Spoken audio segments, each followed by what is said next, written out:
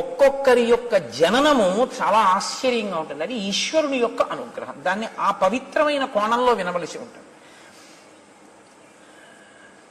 కాబట్టి ఇప్పుడు జాంబవంతుడు అంటున్నాడు, అప్సరాప్సరసాం శ్రేష్ఠ విఖ్యాత పుంజిక స్థల అంజనీతి పరిఖ్యాత పత్ని కేసరిణో హరి విఖ్యాత త్రిశులోకేషు రూపేణా ప్రతిమా భువి అభిశాపాదభూత్ తాత వానరీ కామరూపిణి దుహిత వానరేంద్రస్య కుంజరస్య మహాత్మనః. పుంజక స్థల అనబడేటటువంటి ఒక చాలా అందగత్తె అయినటువంటి అప్సరస ఒక ఆమె ఉండేది. ఆమె కామరూపిణి. ఆమెకి ఒకానొకప్పుడు ఒక శాపం కలిగింది. అందుచేత ఆమె వానరకాంతగా జన్మించింది. వానరకాంతగా కుంజరుడనబడేటటువంటి ఒక మహాయోధుడికి జన్మించింది. ఆవిడ్ని కేసరి అనబడేటటువంటి మరొక యోధుడికి ఇచ్చి వివాహం చేశారు. కోతికి కేసరి అన్న పేరు ఎలా వచ్చింది? మళ్ళీ మీరు దాన్ని జాగ్రత్తగా తెలుసుకుంటే, కేసరి అంటే సింహం. ఒకానొకప్పుడు శంఖము శబళ అని పేరు కలిగినటువంటి 2 ఏనుగులు ఉండేవి. అవి భరద్వాజ మహర్షి యొక్క ఆశ్రమ ప్రాంతంలో ఋషుల్ని చాలా ఇబ్బంది పెట్టి రాత్రికి రాత్రి వచ్చి ఆశ్రమాల మీద పడి ఆశ్రమాలని ధ్వంసం చేస్తుండేవి. ఆ 2 ఏనుగుల్ని నిగ్రహించగలిగినటువంటి బలవంతుడెవరు అని ఆలోచిస్తున్న కాలంలో ఈయన అంజనాదేవి భర్త అయినటువంటి వానరుడు ఆ 2 ఏనుగులతో యుద్ధం చేసి వాటిని మట్టు పెట్టాడు. 2 ఏనుగుల్ని ఏకకాలంలో చంపినవాడు కాబట్టి భరద్వాజ మహర్షి సింహం లాంటి వాడివి అని కేసరి అని బిరుదునామం ఇచ్చారు. ఆ బిరుదునామమే ఆయనకి లోకంలో ఉండిపోయింది. ఉండిపోయిన ఆ కేసరికి అంజనాదేవినిచ్చి వివాహం చేశారు. ఎవరి అంజనాదేవి? పుంజక స్థల అన్న అప్సరసయే. ఆమె శాపవశాత్తు కుంజరుడికి వానరకాంతగా జన్మిస్తే ఆ వానరకాంతనే తీసుకొచ్చి ఈ కేసరికి ఇచ్చి వివాహం చేశారు. ఆమె పేరు అంజన.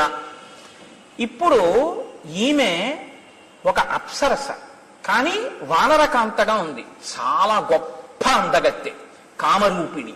ఆమె ఎప్పుడు ఏ రూపం కావాలంటే ఆ రూపాన్ని పొందుతుంది. ఆమె ఒకనాటి సాయంకాలం ఒక పర్వత శిఖరం మీద నిలబడి ఉండగా వాయువు మనసా వచ్చి ఆమెని కౌగిలించుకున్నారు. ఎవడి ధూర్తుడు నా పాతివ్రత్యాన్ని భంగపరిచే ప్రయత్నం చేసినవాడు అని ఆవిడ అడిగింది. అడిగితే ఆయన వెంటనే ఒక మాట చెప్పారు. ఆయన అన్నారు, ఎందుచేతనంటే చాలా గొప్ప కారణజన్ముడు రావాలి. ఆయన వస్తే తప్ప రామాయణాన్ని ఒడ్డుకు చేర్చడం ఒక సాధ్యం కాదు. కాబట్టి ఇప్పుడు శివతేజస్సు వాయువు శివుని యొక్క అష్టమూర్తుల్లో ఒకటి. అంత తేలికగా ఆ అవతారం రావడం సంభవం కాదు. చాలా జాగ్రత్తగా క్షేత్రమనందు చేరవలసి ఉంటుంది. అది సుబ్రహ్మణ్యోత్పత్తిలాగా. కాబట్టి వాయు అన్నారు, నత్వాం హింసామి శుశ్రోణి మా భూత్తే సుభగే భయం మనసాస్మి గతో యత్వాం పరిష్వజ్య యశస్వినీం అని పిలిచారు. యశస్వినీం, ఓ కీర్తి కలదానా, మహాపతివ్రతవు అన్న కీర్తి నీకుంది. అమ్మా, నీ కీర్తిని చెరపడానికి వచ్చిన వాణ్ణి కాదు. దేవతా కార్యము నిర్వహింపబడడానికి ఒక అత్యంత తేజోవంతుడైనటువంటి పిల్లవాడొకడు వానరుడిగా జన్మించాలి. నువ్వు వానర కాంతగా ఉన్నావు కాబట్టి నా తేజస్సుని మనసా చేరుస్తాను. అప్పుడు నువ్వు ఆ తేజస్సుని లోపల వానరంగా వృద్ధి చేసి ప్రసవించవలసి ఉంటుంది. ఆ వానర రూపంతో వచ్చినటువంటి ఆ తేజో రూపం రేపు రామకార్యానికి ఉపయోగపడుతుంది. కాదు, తదనంతరం లోకంలో రామచంద్రమూర్తిని నమ్ముకున్న ప్రతిభాన్ని రక్షిస్తుంది. యుగాలు మారిపోయిన అంతటి మహానుభావుడు ఇప్పుడు పుట్టవలసి ఉంది. వీర్యవాన్ బుద్ధి సంపన్న తవ పుత్రో భవిష్యతి మహాసత్వో మహాతేజ మహాబల పరాక్రమ లంఘనే ప్లవనే చైవ భవిష్యతి మయా సమః. భవిష్యత్తులో నాతో సమానమైనటువంటి వేగం ఉన్నవాడు, నాతో సమానమైనటువంటి లంఘన శక్తి కలిగినవాడు, అంటే దూకగలిగినటువంటి వాడు, అంతటి బుద్ధి పరాక్రమాలు ఉన్నటువంటి వాడు ఒక మహానుభావుడు పుట్టవలసిన అవసరం ఉంది. అందుకనమ్మా నీ యందు తేజస్సుని నిక్షేపిస్తున్నాను. ఇప్పుడు తల్లి అంతటి మహాపురుషుడికి తల్లి కావడానికి అంగీకరించింది. ఎందుకని? ఆమెకి వానర రూపం శాశ్వతం కాదు, ఆవిడ విడిచిపెట్టేస్తుంది. శాపవశాత్తు వచ్చినటువంటిది కాబట్టి కొంతకాలం తర్వాత వదిలేసి పుంజక స్థలగా వెళ్ళిపోతుంది. మళ్ళీ అప్సరసగా వెళ్ళిపోయినా ఆవిడ కీర్తి లోకంలో శాశ్వతంగా దేని వల్ల ప్రకాశిస్తుందంటే ఆంజనేయుని తల్లిగా. ఆంజనేయ స్వామి వారి తల్లిగా అంజనాదేవి యొక్క స్వరూపం సర్వభూతముల చేత నమస్కరింపబడుతుంది. ఒక అప్సరస ఇంత నమస్కార యోగ్యతని పొందడం అసాధారణమైనటువంటి విషయం. అందుకే అంజనాదేవి తల్లిగా అంత కీర్తిని పొందుతాం. అందుకే యశస్విని అన్నారు. అమ్మా, అటువంటి బిడ్డని కడుపున పుట్టబోతున్నాడు. ఆవిడ చాలా సంతోషించి ఒక వానరాన్ని ఒక గుహలో ప్రసవించింది. నేను మీకు మనవి చేశాను ఉత్తర కాండలోంచి. పుట్టగానే హనుమ, నువ్వు సూర్యమండలానికి ఎగిరావు పండు అనుకుని సూర్యబింబాన్ని. ఆ సూర్యబింబాన్ని చెనకుతున్న సమయంలో ఇంద్రుడు నిన్ను వజ్రం పెట్టి కొట్టాడు. ఆ వజ్రపు దెబ్బకి నువ్వు పర్వత శిఖరముల మీద పడితే నీ ఎడమ దవడ సొట్టపడింది.